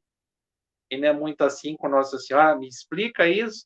Se é meio católico, se é 40% católico, o que você é? Sabe? Mas as pessoas, elas têm isso porque esse ranço que vem de outras linhas de fé chega até elas, às vezes, por parentes que fazem pressão. Olha, você não pode ter imagem, né? Se alguém entrar aqui na minha casa, que está cheia de imagem de quadro para todo lado, falar assim, olha, você não pode ter imagens, eu falo, você não é mais bem-vindo aqui, tchau. Entendeu? Porque, pelo amor de Deus, filho, eu sou católico, na minha casa tem imagens, entendeu? Aliás, diga-se de passagem, é importante a gente ter a nossa identidade sempre muito clara e muito bem definida. Então, muita gente não se aproxima de Nossa Senhora, às vezes, por certos preconceitos que foram colocados na sua cabeça e elas não souberam combater. Nós vivemos ainda algo que está no Primeiro Testamento. O nosso povo se perde por falta de conhecimento. Nós temos um catecismo que ninguém lê. Nós temos uma doutrina que muitos não conhecem. Nós temos uma fé belíssima que eu vivo, mas não sei viver. Eu não corro atrás de aprender, eu não quero conhecer, eu não quero descobrir, principalmente porque eu acho que eu sei tudo. E aí eu quero pegar num ponto, talvez seja o último da noite, mas aí eu quero pegar na veia, que é para deixar todo mundo assim já, né, marcado com isso de uma vez por todas. Tem muita gente, principalmente muitos pregadores, viu? Preste atenção aí, vocês que são pregadores. Tem muita gente que diz assim, eu não vou fazer teologia, eu não vou estudar, porque se eu estudar, eu vou perder a minha fé. Afinal de contas, eu já sei tudo que eu preciso. Ou dizem assim, não, eu não preciso de teologia, eu aprendo aos pés da cruz. Ô, filho, faz isso não. Um padre amigo meu dizia o seguinte, ele disse para mim, tá? Então vou dizer para vocês. Ele falou, Márcio, sabe por que Deus te chamou aos estudos? Eu disse, não, padre. Ele falou, para te fazer humilde. Eu falei, padre, me explica. Ele falou, é simples.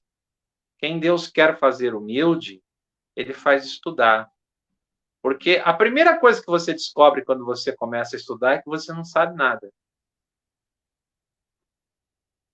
Então, ao contrário do que muita gente pensa, quem estuda não fica orgulhoso. O orgulhoso é quem não estuda, porque quem não estuda acha que já sabe tudo. Eita orgulho enrustido que você teve a vida inteira por aí e não queria admitir. Então, eu queria que você entendesse uma coisa. Aquele que se põe a estudar, reconhece que não sabe e que quer aprender.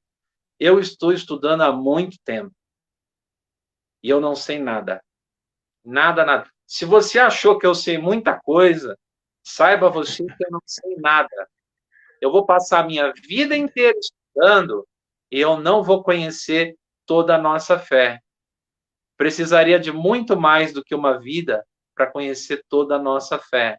E você acha mesmo que você já sabe tudo?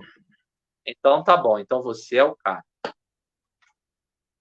É interessante isso, Márcio, você falou acerca de conhecer as coisas, que a própria igreja nossa, vamos dizer assim, ela é separada por parte. Tem cardeais que defendem a fé, tem cardeal que defende uma ala, tem outro cardeal que defende outra parte, e assim sucessivamente. Nenhum padre, um pároco, numa paróquia, ele é o dono de tudo. Na própria diocese tem cada assessor de uma pastoral, de um movimento, para poder auxiliar melhor aquela pastoral, o movimento, o desenvolvimento e o crescimento dos fiéis que fazem parte daquele movimento, daquela pastoral, poder crescer em espiritualidade, sabedoria, conhecimento. Mas, infelizmente, às vezes, os assessores não são os mais adequados, não são os mais especialistas da área, porque eu conheço muitos padres que são maravilhosos catequistas, que têm um dom de ensinar que muitas vezes não estão à frente, mas estão em outra ala, que não é aquilo, que acaba até, às vezes, atrapalhando o desenvolvimento, porque não tem, vamos dizer assim, domina aquela área, vamos dizer a palavra mais clara, domina com facilidade aquilo, como, por exemplo, o Márcio. Ele é um pregador na renovação, é ainda um pregador na renovação, prega na renovação, mas ele optou em querer dominar a área mariana, porque ele percebeu que no nosso meio de espiritualidade faltava isso. Então, é uma coisa que nós precisamos conhecer muito. Tem uma pergunta muito boa aqui, irmão, É que, assim, uma pergunta, eu quero sim dizer que eu sei que muita manhã eu vou tomar paulatada, viu? Já vou deixar bem claro. Amanhã vai vir em cima de mim. Glória a Deus, tá? Mas tô tranquilo, tô em paz, tá? Fica sossegado. Eu falo assim que eu já tinha feito o curso de Mariologia há muitos anos atrás, e nesse tempo de pandemia, o Márcio lançou, e eu falei, Márcio, vamos embora, vamos junto, eu quero aprender novamente. Muitas coisas que eu tinha vivido lá atrás, que eu tinha esquecido, algumas coisas que muitas vezes eu não dei tanta atenção nos detalhes, com o irmão, eu pude aprender melhor, eu pude me aperfeiçoar melhor. Não é porque a gente estudou uma vez que a gente sabe tudo, às vezes a gente passou despercebido em alguma matéria e depois a gente vai se aperfeiçoando com o tempo. Márcio, há uma pergunta muito boa aqui, irmãos, e muitas pessoas às vezes têm medo de perguntar por medo de depois nos comentários ser questionado. Mas teve um irmão aqui que foi corajoso, tá? Eu quero louvar a Deus pela vida desse irmão, o César Batista. Deus te abençoe, César, pela sua pergunta. Muito inteligente. Mas José, ele não tinha suas necessidades humanas, como muitos vão dizer por aí, a sexualidade? Márcio, Irmão, responde. sim, respondo com o maior prazer. Quando você descobre um amor maior, certas coisas na sua vida passam a ter importâncias menores. Olha para os nossos padres e você vai ver São José. O padre se apaixona por Jesus, sente um chamado vocacional, abre mão de constituir uma família, de ter uma esposa, de ter uma vida sexual, porque o amor que ele sente por Deus sublima tudo isso, é muito maior do que tudo isso e eleva tudo isso. Então, se eu disser que meras necessidades humanas da natureza regem o ser humano, eu estou caindo dentro de algo que Santo Agostinho chama de inversão da ordem dos sentidos, quando ele vai tratar do pecado, né? Porque quem vive pelos instintos são os animais. Eu não vivo pelos instintos. Eu vivo pela razão que governa os instintos. Se eu viver apenas pelos instintos, eu me igualo a qualquer animal que não pensa. São José teve um chamado assim como Maria. E por isso que ele é visto como patrono também da castidade e da pureza, porque ele é o guardião de Jesus. Quando um homem vive uma vocação tão ímpar e tão especial como o sacerdócio, a vida religiosa, ou uma mulher abre mão de ser mãe para ser esposa de Cristo, apesar dessas pessoas terem qualquer tipo de sentimento ou de fraqueza em qualquer momento, elas sempre se guardam para um amor maior. Mas eu vou tentar trocar isso em miúdos para ficar mais fácil ainda. Quando eu me casei, eu optei por ter uma esposa e abri mão de qualquer outra mulher no mundo para ser fiel a um amor de uma mulher. Então, quando alguém entra na vida religiosa, ele abre mão de tudo por um amor a Cristo. Amor é amor, filho. Agora, só entende amor quem ama, tá? Então, aquele que é capaz de amar dentro de um casamento sabe a importância da fidelidade, porque a fidelidade vem junto com o amor. Maria amou a Deus acima de todas as coisas. José também.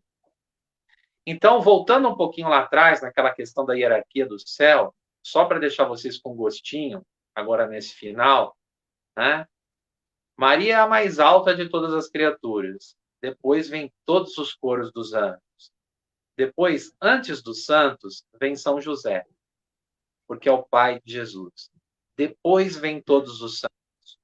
Quer dizer que São José também está acima dos outros santos, porque ele foi casto, obediente, dócil, fiel e serviu a Deus como ninguém. E por fim vem os pecadores, que somos nós, né? Então eu espero ter respondido as perguntas.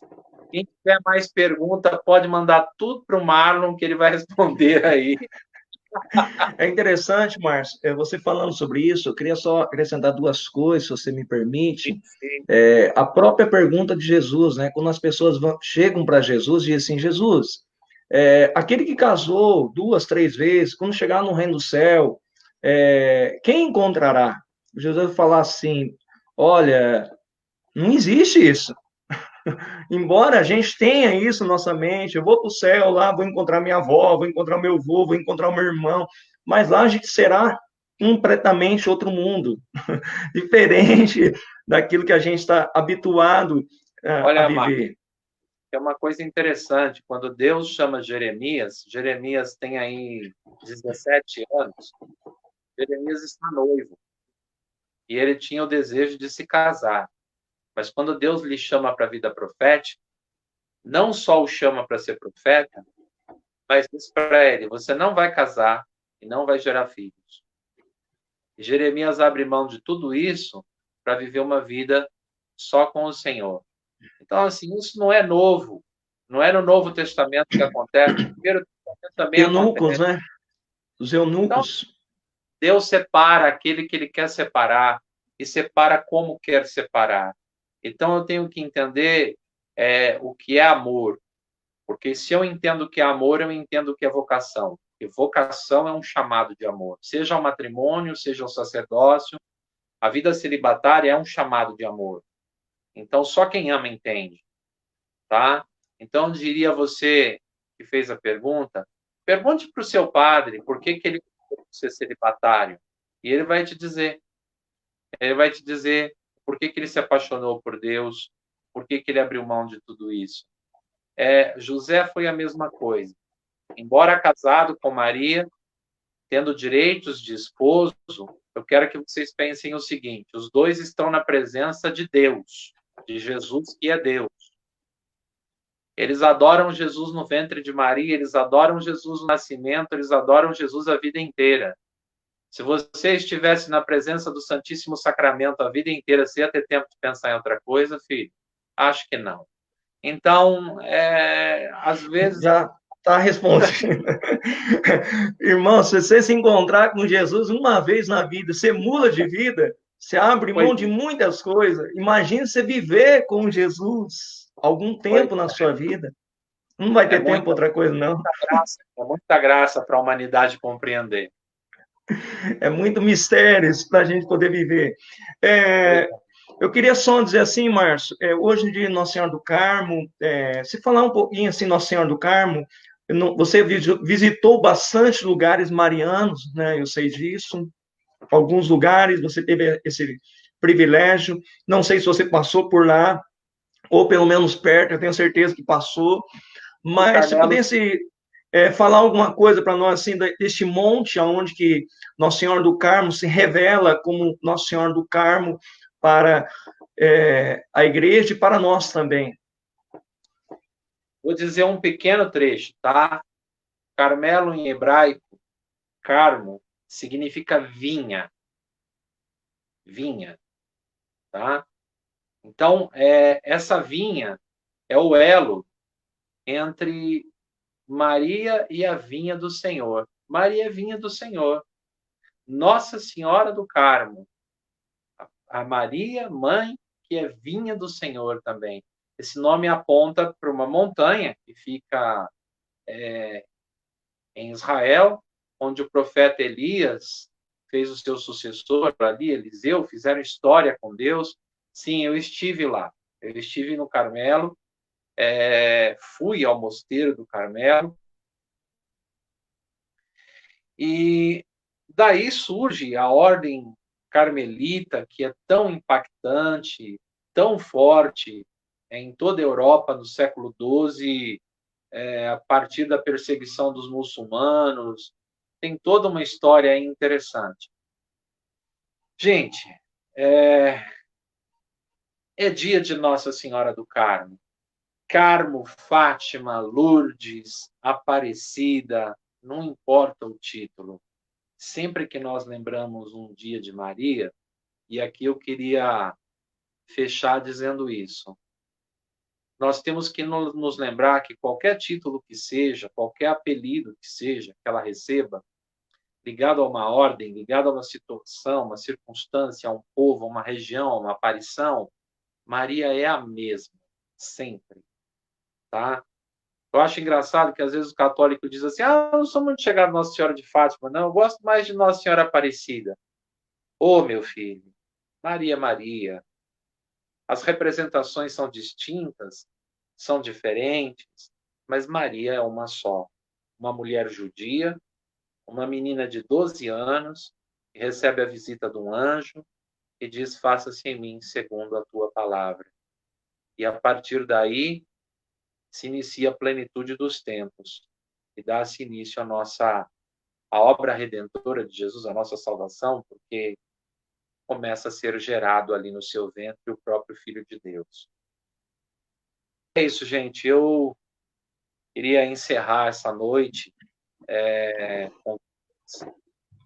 Eu confesso que eu estou um pouco cansado. Foi um dia bastante difícil e a gente teve aula há pouco, antes da live, né? E eu gostaria de propor a vocês o seguinte: quem quiser conhecer um pouco mais sobre Maria, nós iniciamos na semana passada, mas dá para começar ainda, um curso de Mariologia, Introdução à Mariologia. As aulas são de sexta-feira, portanto, amanhã. E um curso de aprofundamento à Mariologia, as aulas são de sábado, né? Então, sábado também temos curso. Quem quiser saber sobre os cursos, ingressar nos cursos, que ainda dá tempo, o curso ele é rápido, ele tem 10 aulas apenas, são uma vez por semana, mas o material é muito denso, muito rico. Acho que o Marlon pode testemunhar isso, porque ele experimentou, ele sabe como é, e vai acrescentar muita coisa na vida de vocês sobre Nossa Senhora. E nós estamos vivendo um cerco de Jericó também essa semana, então tem sido uma semana muito tumultuada, né? E bastante desgastante, por muito trabalho, muita oração e muita batalha, né? Um cerco de Jericó online, né? Como você faz aí, a gente está fazendo também 7 dias de oração, 24 horas por dia. Estamos aí até domingo fazendo esse cerco. Então, aqueles que quiserem conhecer os cursos, eu pediria que entrassem em contato com o Marlon. O Marlon passa meu WhatsApp, aí vocês ou podem entrar no fanpage também, que tem o link aí, o Marlon também tem o link aí, e podem me procurar. Pelo WhatsApp é mais fácil, tá? Que você já fala comigo, já faz a inscrição, já começa na aula amanhã, já começa a aprender. Só perdeu uma aula, e essa aula eu tenho gravada, eu passo o áudio da aula para você, você já começa a aprender sobre Nossa Senhora. Não perde essa oportunidade, não, porque muita gente tem estudado Maria comigo. Desses cursos surgiu o Cerco de Jericó, nós estamos com 500 pessoas rezando o rosário essa semana, tá? É rosário que não acaba mais, e a graça está se derramando, né? E o couro está comendo. O Márcio, sobre a pergunta sobre José, quem fez foi o César Batista, ele é aluno seu, ele é lá de Opa, Santo André, irmão querido. É boa essas perguntas, porque ajuda a gente a desenvolver, a fazer esses bate-bola, enriquece a partilha, né? Porque às vezes a gente fica tanto querendo explicar uma coisa e às vezes esquece outros detalhes que são muito importantes. Obrigado, César, pela pergunta, viu, irmão? É, Tem alguns irmãos aqui que são evangélicos, viu? Estão assistindo aqui. Eu conheço alguns aqui que me acompanham, graças a Deus, desde a época da rádio. Tem alguns irmãos que me seguem, acompanham bastante. Participa do nosso grupo aqui, Márcio, os irmãos. Muito graças a Deus. abençoado. Não tenho problema nenhum, graças a Deus. São pessoas que entendem bem. Apesar que só no Brasil que acontece essas coisas de colocar minhoca na cabeça de coisa. Nos Estados Unidos não tem essa divisão que existe no Brasil. É só no Brasil que tem Nós acerca temos, desse nós neopentecostalismo. nós temos em Curitiba a Irmandade Evangélica de Maria, que é luterana. São freiras luteranas, freiras, usam hábito, tá? Elas são luteranas. Irmandade Evangélica de Maria. Elas vivem num lugar chamado Canaã. E junto tem uma irmandade de homens também de origem evangélica. E elas seguem Maria como exemplo de vida, e eles seguem São Francisco de Assis como exemplo de vida. É só para vocês entenderem. Tem muita coisa, né, Márcio? A gente vai deixar isso aí para outro dia, para a gente poder colocar um gostinho no coração das pessoas, porque as pessoas, Márcio, só querem oração, não que a gente não reza, a gente reza, você está fazendo um rosário aí, o Cerco de Jericó, eu também estou fazendo as minhas orações, e orando pelo povo, rezando pelo povo, cada intenção que está aqui colocada, a gente vai rezar, a gente vai orar, mas não queremos apenas orar a você, nós queremos também que você beba na fonte. Nós não queremos que você apenas fique bebendo no copo, tá? A gente quer que você vá beber na torneira, que é muito mais gostoso do que ficar bebendo no copo. Então é esse o objetivo da gente, formar pessoas. Amanhã, quem sabe, você pode estar aqui no meu lugar, ou quem sabe até estar no lugar do Márcio também, ensinando pessoas, porque um dia também nós somos também pessoas que estavam sentados no banco, ouvindo, aprendendo e questionando também, muitas vezes, quando acabava a pregação, os pregadores, para poder crescer na vida. O Márcio, ele fez parte do Conselho da Diocese de São Paulo, na renovação, no Ministério de Pregação, pregou por muitos lugares no Brasil, muitos lugares onde hoje eu vou, as pessoas falam, você conhece o Márcio Matos? Eu digo, conheço, meu grande amigo, e meu professor também. Então, irmãos, só para a gente poder finalizar, Márcio, queria que você fizesse uma oração para a gente, tá?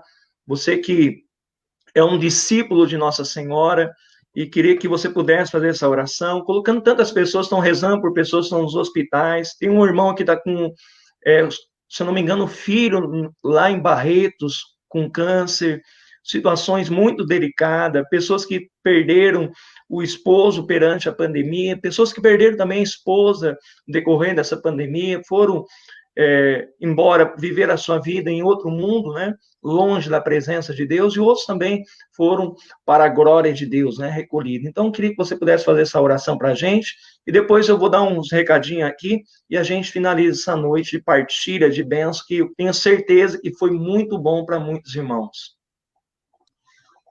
Então, eu vou pedir a vocês uma coisa bem simples. Fechar os olhos só um minutinho. Vai ser uma oração simples e uma oração bem tranquila. Minha Mãe Maria, eu peço à Senhora, nesse momento, que abra o seu coração imaculado e receba no seu coração cada uma dessas pessoas que nos acompanham agora. Que a Senhora os guarde no seu imaculado coração, que eles sejam curados, consolados e protegidos aí dentro. Eu sei que melhor lugar não há para estar, porque o seu imaculado coração nos leva a Jesus. Ave Maria, cheia de graça, o Senhor é convosco, bendita sois vós entre as mulheres, e bendito é o fruto do vosso ventre, Jesus. Santa Maria, Mãe de Deus, rogai por nós, pecadores, agora e na hora de nossa morte. Amém. Amém. Márcio, muito obrigado, irmão, pela sua disposição. Eu Eu que sei agradeço. que você estava aí dando aula e é meio puxado, é meio cansativo, tem seus compromissos aí como pai também, como esposo, como filho também. Deus abençoe muito, irmão. Obrigado pela disposição. Deus E abençoe. sabe que a gente está junto aí, né? Sim, sim, com certeza, irmão. Obrigado por tudo, viu? Tá, já. Márcio, só dá uma deixa aí. Você tem YouTube, você tem fanpage? Tem o canal do YouTube, é só você colocar no Google Márcio Matos Pregador, que você me acha com facilidade, tá? Ou professor Márcio Matos. Márcio Matos Pregador é mais fácil ainda, tá? Você vai achar meu canal no YouTube, entra lá, tem vídeos sobre Maria, tem pregações, curte lá, compartilha, dá o like nos vídeos, tal. Tem a fanpage também, professor Márcio Matos, tá? Márcio M. Matos. Depois, quem quiser, o Marlon tem aí os links também na página, né? Pode compartilhar. E quem quiser também o WhatsApp, o Marlon passa aí para vocês. E a gente está à disposição aí para compartilhar com vocês sobre Maria, tá bom? Amém. Márcio, mais uma vez, irmão, muito obrigado. Deus te Ó, abençoe. Que Obrigado. Deus possa te abençoar cada vez ainda mais, viu, irmão?